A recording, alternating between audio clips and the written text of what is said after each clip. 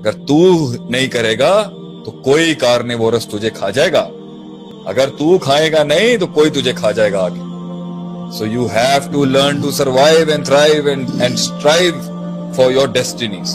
اس لیے آگے کی شروعات وہ جذبات اور زخم دکھ تکلیفوں سے ہوتے، وہ ویکیوم سے ہوتے، آگے وہ پرنسپل ہوتے. مگر ایک ٹائم پر اصول پر چلتے چلتے بھی تھک جائے گا. آج وہ بات جائے گی اس سے بھی آگے. اصول بھی تھک جائیں گے، اصول بھی بور ہو جائیں گے، اصول بھی وہی باتیں کرتے کرتے دل تھک جائے گا اصولوں پہ. نیا زخم چاہیے، نیا درد چاہیے، نیا کرب چاہیے، نیا غم چاہیے اور نیا ہم چاہیے. اور یہ سب نیا کرنے کے لیے نئی جنگ چاہیے، نیا دشمن چاہیے. ہم نہیں کہتے لا تتمنوا لقاء العدو کے تحت نبی نے فرمایا علیہ السلام دشمن کی تمنا مت کر، مگر جس دن تو قدم بڑھائے گا مزید آگے وہ خود تیرے قریب آ جائیں گے. تو نئے زخم تجھے مزید تازہ کریں گے پرانے زخموں کو اور اپنی آئیڈیالوجی کو ریوائیو کرنے کے. چلتا جا، رک نہیں. اس کا فارمولا ہی یہی ہے، رکنا نہیں، چلتا جا. دنیا اپنے راز کھولتی جائے گی، اللہ کے معجزے تجھے ایسا علم دیں گے کہ تو سوچ نہیں سکتا.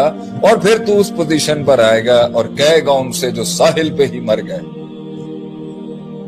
بل کذبوا بما لم یحیطوا بعلمہ، انہوں نے جھٹلا دیا انقلاب کے رستے کو کیونکہ ان کی عقل اور علم سمجھ نہیں سکی ان ڈائنامکس کو جو چلنے کے بعد آتی. تو سمندر کے طوفانوں میں لڑتے ہوئے ساحل پہ بیٹھے ہوئے قائروں کو اشاروں کی لینگویج نہیں سکھا سکتا بیٹا. تو صرف دعوت دے سکتا ہے. اگر وہ آئے گا دنیا کے اس سمندر سے ہر کسی کو ویسے ہی جانا ہے جیسے سب گزرتے ہیں. فارمولا ہے keep hanging on to something, stick to something. پکڑ کے رکھ، تجھے آگے وہ ملے گا جس کے تحت تو جلدی کر جائے گا. اس لیے تو کہتے ہیں پہلا کروڑ بنانا بہت مشکل ہوتا ہے، دوسرا کروڑ آسان ہو جائے گا. پھر اگلا 2 کروڑ بنانا بہت مشکل ہوتا ہے، اگلا 8 بنانا آسان ہو جائے گا. پہلے 10 لوگ جمع کرنا بہت مشکل ہوگا، تیری موت ہو جائے گی اس میں. اگلے 10 بنانا آسان ہوگا کیونکہ وہ سارے لاکس تو کھول چکا ہوگا. 2 بندے پکڑنے کے لیے، 2 لاکھ بنانے کے لیے، 2 کمپنیاں، ایک کمپنی کھڑی کرنے میں، ایک آرگنائزیشن کھڑی کرنے میں تجھے جو سال لگیں گے دوسری آسانی ہی سے بن جائے گی. پھر 2 کے بعد جب سیچوریشن پوائنٹ آئے گا تو اگلے 2 ایسے ہوں گے کہ تیری روح کی چیخیں نکال دیں گے. لیکن پھر اگلی 4 بنانا آسان ہو. جتنا چیرتا ہوا جائے گا اتنا اس کائنات کے راز کھولتا جائے گا اور کبھی نہیں سمجھا سکے گا ان کو جو پیچھے ہی رہ گئے. اس لیے my last line to your answer is ہر بات ہر کسی کو سمجھائی نہیں جاتی اور بتائی بھی نہیں جاتی. اس کے لیے اسے آگے آنا پڑے گا. پری ریکویزٹ ہی دنیا کے رازوں کو جاننے کا انیشیٹوز اور فیصلے. اللہ اکبر. کیا ہو گیا؟ جواب ہوگا. آپ خاموش ہو گئے میرے خیال سے. ہمارے ساتھ جو ہے وہ شیخ نور احمد اشعری حفظہ اللہ، وہ آپ کو سلام کہہ رہے ہیں. وعلیکم السلام یا اخی الکریم. لوگوں کا آپ کے اس کلام کے اوپر جو ہے وہ بہت پیار آ رہا ہے ماشاءاللہ سے. اللہ تعالیٰ جی دعائیں آپ کے لیے کہ اللہ تعالیٰ آپ کی حفاظت کرے، اللہ تعالیٰ آپ سے قبول کرے. آمین. شیخ یہ بتائیں، سوال ختم ہو گیا آپ کے میرے خیال میں. شیخ لوگوں کے بھی سوال ختم ہو گئے، لوگوں کے بھی سوال ختم ہو گیا نا اس کے بعد. وہ کہہ رہے ہیں ہو گیا پوڈ کاسٹ ہو گیا جی. سوال تو کافی ہیں. اچھا یہاں پر جو ہے آپ نے اگر کوئی اسپیسیفک کیس ڈسکس کرنا ہے تو کر لیں.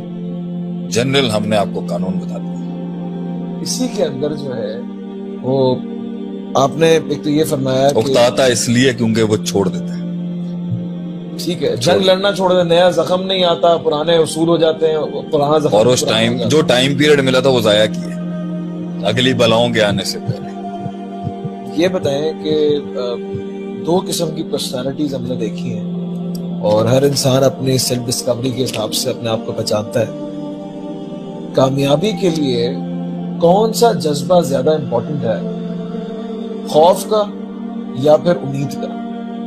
یعنی اگر مجھے نیگیٹو ری انفورسمنٹ کے ساتھ، میری نیگیٹو ری انفورسمنٹ کے ساتھ مجھے اگر کوئی اٹھائے کہ اگر تم آگے نہیں بڑھو گے تو تمہارے ساتھ یہ ہو جائے گا، میرے مائنڈ میں خوف لے کے آئے، یہ زیادہ اچھا جذبہ ہے اپنے آپ کو راہ راست پہ رکھنے کا، یا پھر امید کہ اگر تم رستے پہ رہو گے تمہیں یہ ملے گا منزل؟ یعنی منزل دکھا کر انسان کو موٹیویٹ کیا جائے کامیابی کی طرف، یہ زیادہ اچھا ہے، یا پھر اس کو خوف بتا کر کہ اگر تو آگے نہیں بڑھا، اگر تو نے ایک قدم آگے نہیں بڑھایا، اگر تو نے یہ واری جنگ آپٹ نہیں کی، اگر تو نے یہ انیشیٹو نہیں لیا، یہ فیصلہ نہیں کیا، تو جہاں آ جائے وہاں پہ بھی نہیں ہوگا۔ دونوں ہی میری نظر کے اندر پرائمری نہیں ہے، نہ آگے کی امید نہ پیچھے کا خوف۔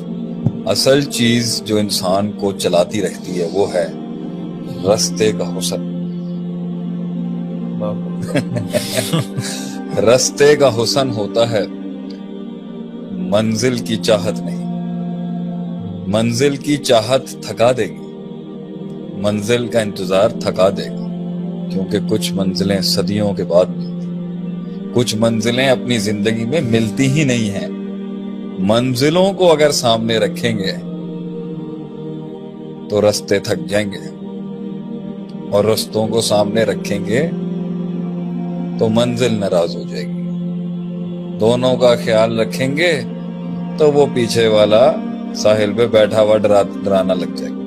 نہ پیچھے کا ڈرائیں کیونکہ اس میں فیلئر کا خوف آ جائے گا، اور نہ آگے کی ایسی پاگلوں والی امید دیں کہ آگے ٹوٹے تو ڈپریشن میں چلا جائے۔ رستے کا حسن سمجھائیں اگلوں کو چلنے کا، اس رستے پہ جو راز افشاں ہوں گے، اس رستے پہ جو باتیں پتہ چلیں، اس رستے پہ جو اپنے پوٹینشل کی لمٹ پتہ چلے، اس رستے پہ جو تغیرات آئیں گے، جو چینجز آئیں گی، جو نئے لوگ ملیں گے، اپنے نفس کی بدلتی ہوئی حالتوں کا جو تجزیہ ہوگا، جو اپنے نفس کے بدلتے ہوئے حالات، اپنے کمفرٹ زونز کو چھوڑنے کی جو انجوائمنٹ ہے، جو درد ہے اس کا، اپنے کنوینئنسز کو چھوڑنے کے جو درد ہے اس کا، اپنے گھروں سے نکلنے کا جو سلمان فارسی اگر منزل کی آڑ میں رہتے، منزل تو تھی دل میں، نبی صلی اللہ علیہ وسلم سے ملاقات، لیکن رستے کا جو پین تھا کہ ایک دن میں ملوں گا آپ صلی اللہ علیہ وسلم سے، اس کے لیے کہاں کہاں انہوں نے مار نکلی، تو وہ درد جب آتا وہ اور ان میں ہمت پیدا کرتی، وہ تکلیف انہیں اور کنسسٹنٹ کرتی۔ تو رستوں کے اندر جو آپ کے ساتھ ہونا ہے اس کو انجوائے کریں۔ جو رستوں کے آگے منزلیں ہیں اور اس کا سوچیں گے تو تھک جائیں گے، کیونکہ کچھ ویژن 10 سال کے ہوتے ہیں اور کچھ 100 سال کے ہوتے ہیں۔ تو میری نظر میں آگے کا پیچھے کا خوف اور آگے کی امید کے بجائے اسے یہ بتائیں کہ زندگی کا حسن ہی مشاہدہ ہے، تجربات ہے۔ یہاں رہو گے تو پیچھے والا جو تم سے پیچھے والا ہے جب وہ نکلے گا تو تمہیں رونتا ہوا نکل جائے گا۔